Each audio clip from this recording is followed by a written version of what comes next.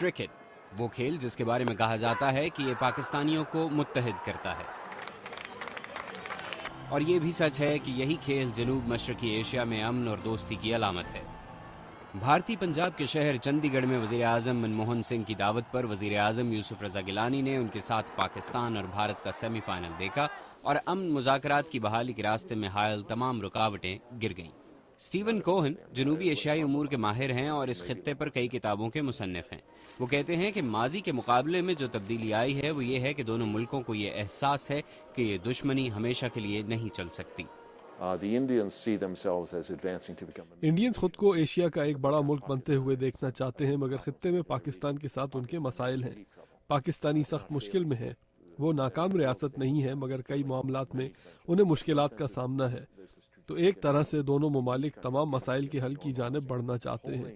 کشمیر کو ایک طرف رکھیے مگر تجارت اور دونوں ممالک کے کاروباروں کے پاس ایک دوسرے کے لیے مواقع ہیں۔ جدانند راجگھتا بھارتی صحافی ہیں اور واشنگٹن میں ٹائمز آف انڈیا کے نمائندے اور فورن ایڈیٹر ہیں۔ وہ کہتے ہیں کہ اب فوراً پاکستان اور بھارت کے درمیان کھیلوں، میڈیا اور سول سوسائٹی کی سطح پر وفود کے تبادلے ہونے چاہیے اور بات چیت کا آغاز کم حساس مسائل سے ہونا چاہیے۔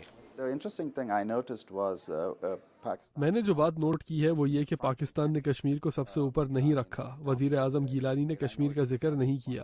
میں جانتا ہوں کہ پاکستان میں کچھ لوگ اس سے خوش نہیں ہوں گے، مگر کیونکہ کشمیر اتنا حساس اور بڑا معاملہ ہے کہ جو ہی اس پر بات شروع ہوتی ہے تو سب کی توجہ اسی پر ہوتی ہے، اور اگر اس پر کوئی کامیابی نہ ہو تو سب لوگ سمجھتے ہیں کہ مذاکرات کامیاب نہیں ہو سکے۔ میرا خیال ہے کہ کشمیر کا مسئلہ حل کرنے کا طریقہ بیک چینل ہے، جو مشرف حکومت کے آخری دنوں میں ہو رہا تھا۔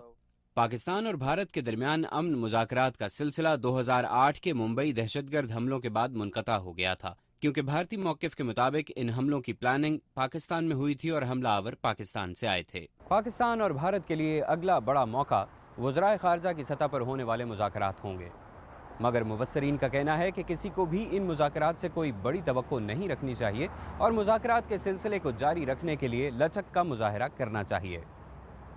محمد عاطف، اردو VOA، واشنگٹن۔